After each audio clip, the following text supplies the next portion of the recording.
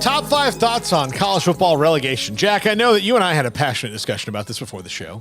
Oh, yes. You are very for this model because you are a fan of European soccer. Yes, I'm sure everyone in the chat room, all the viewers want to hear more about how much I love soccer. But you are. But I mean, the thing is that you give interesting insight into this. So as we go along, you can, because I have experience as a fan watching and having a team relegated, which I actually have experienced that as a fan of a club. So what club?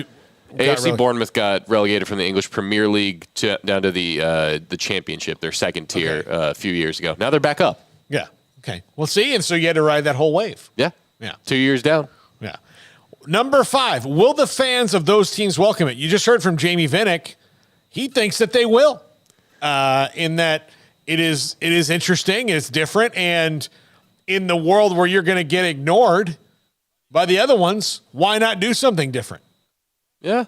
I mean, it's definitely different when you can sit there like Washington State and feel confident that you're not going to get relegated. That's different than being one of those schools. It's like, we might be a yo-yo school. We might be a school that just gets sent down and never really gets the benefit of being buoyed by better schools, because a lot of schools, Baylor included, has had periods where we have been able to benefit from being towed along by the Texases and Oklahomas financially.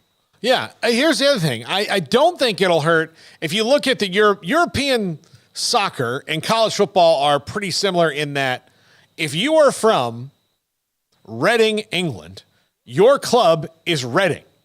It's not like, you're not a Man U fan unless you're one of those people who's like, I like the Lakers and Cowboys and Yankees here in America. You are a fan of Reading. That's your club, just like it's your university if you are a college fan. So in that regard, I don't think you lose that much interest because I think it's kind of the same. Like it's kind of the same that way. Well, I think the interest that you gain mainly is from the fact that there is something that should be attainable to win for you every year. Like you should feel, if the tiers are made correctly, that you have a shot to win your tier every year. College football more so than even European soccer. Mm-hmm.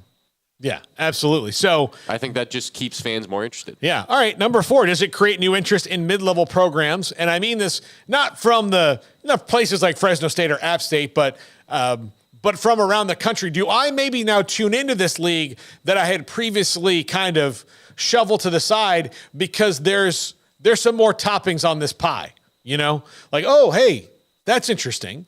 That's not like, let's see what happens and let's see if this team moves up or down. For example, if you are Oregon State and you have a bad run of a couple years and you got to beat Fresno State I might tune into Oregon State and Fresno State a lot more if I know that there's blood on the line, Yeah. Say your team is in the tier above those two and they're playing to get out of that tier, to get into your tier.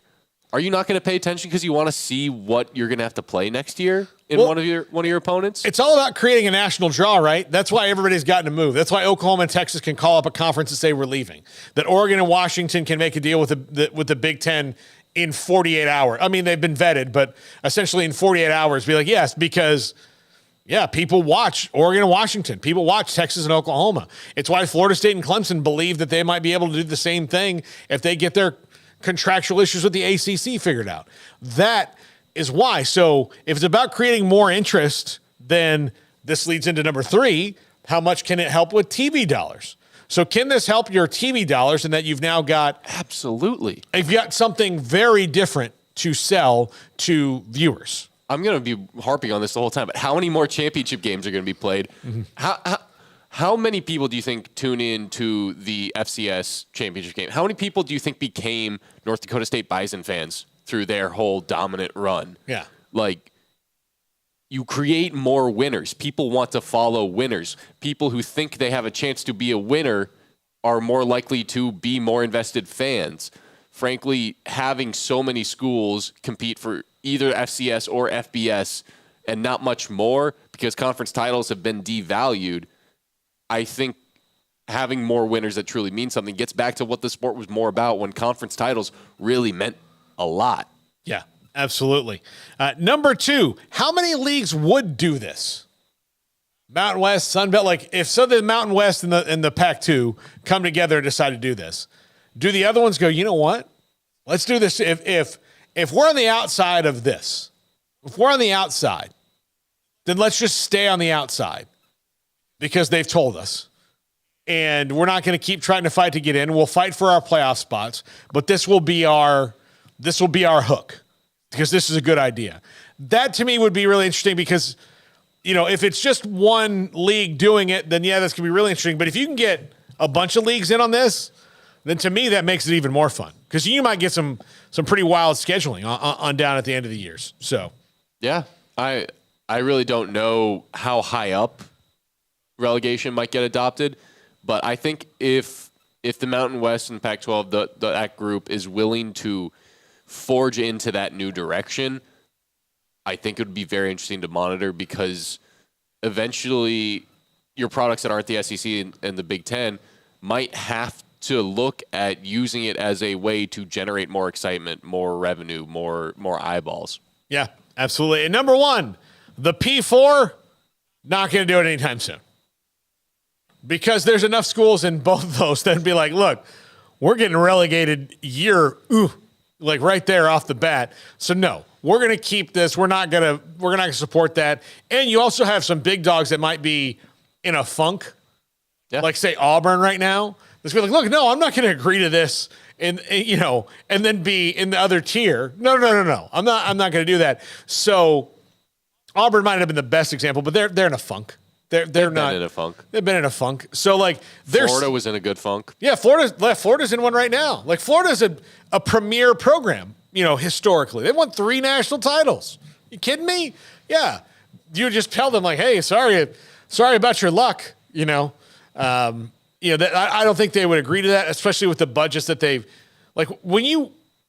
when you are trying to get more money and you kind of anticipate what the budget's going to be and it's all about the same, these smaller leagues can kind of do that. But when you're expecting $50 million or more a year, and then you plan that out for 5 years, and then you're like, well, the football team, so it's not just football too. They're going to do it in all sports. So like if our teams all kind of suck in the same year, well, they're going to have to cut $20 million out of the budget.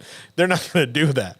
They're not going to do that. Like they're just not. They have thought of that over in Europe. They have parachute payments. It's not a great system, but it eases that burden of the fall. Either way, there are problems there still. Yeah, absolutely. And I do think it'll be interesting. And look, I do think that